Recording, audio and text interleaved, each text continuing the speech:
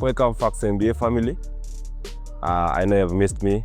I know I've missed you a lot, and I like to say thank you for subscribing, sharing, and always helping us grow our channel and everything. So keep subscribing, keep liking, because I am supposed to play Mills if you get to 200 subscribers, and I'm hearing things that Mills is training so much for that one-on-one. Please don't make his training go to waste. Just make sure we get to 200 so that you can see me whoop Mills ass. Please subscribe. Most of you guys think Mills is just a director, he doesn't know how to play. Mills knows how to play. Mills is a good bowler. But that day, I'll show him he doesn't know how to bowl. So, welcome to our new show, our new episode. Today, we are going to dig into more of Kenyan basketball, because that is what we have been focusing on. And today, it's just one thing that people are not able to ask, like what's next after the chairman has passed. It's been let's say 2 months since the chairman passed. 1 month since the chairman passed and he was buried. So what's next for us? Because before we were all crying out loud that we want a new chairman, we want a new change in the system, we want this. So what's next now? Because we want this Kenyan basketball to grow. Because recently there was that watched ball that was in Rwanda, Kigali.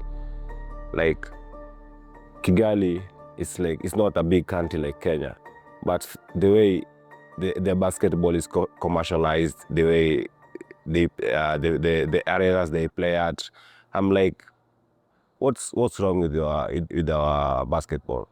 Because mostly we were crying, the courts are unmaintained, lateness and stuff. So the upcoming or the next chairman that is going to come, but I don't know if you're going to do elections, because what I'm hearing is the VC is supposed to be the next chairman until elections are done. So let's hope the next chairman that will come after election, he will be able to maybe see or transform the game. Because this game, we want this game to be perfect, like to be nice, like the way, like let's say like Kigali, the way it is. In Kigali, the game is good. Even I was jealous of those guys, man. Like even their courts, the outdoor court, like the outdoor court is, even I can't even explain it. Let's hope the next chair, I don't know who it will be, so he'll be able to, let's say, transform the game, because we need more sponsors in Kenyan basketball. Because if you get sponsors, the game will eventually evolve, because that is what we want. Because we can't, let alone Nairobi City Thunder, they have more sponsors, and maybe let's say like KPA and Umoja. So what about the rest of the teams? Are they financially equipped? Let's say if they win the league, let's say like Eldonet.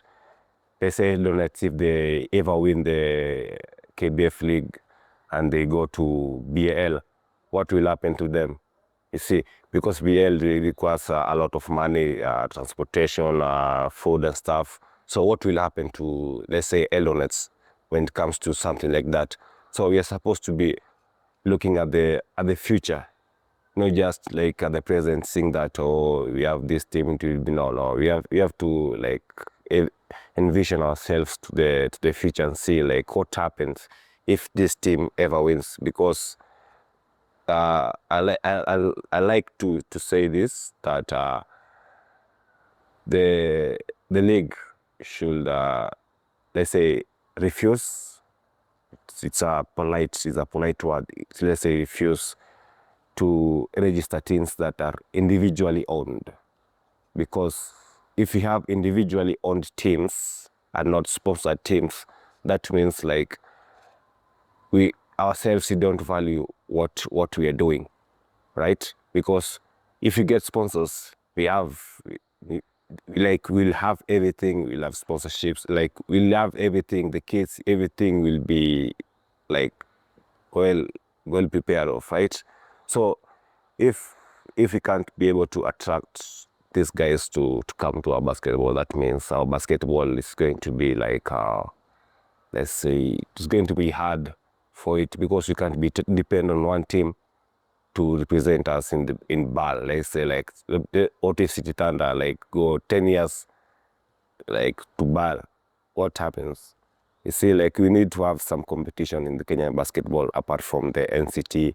So let's try to encourage other teams to come up and play and compete for the leagues.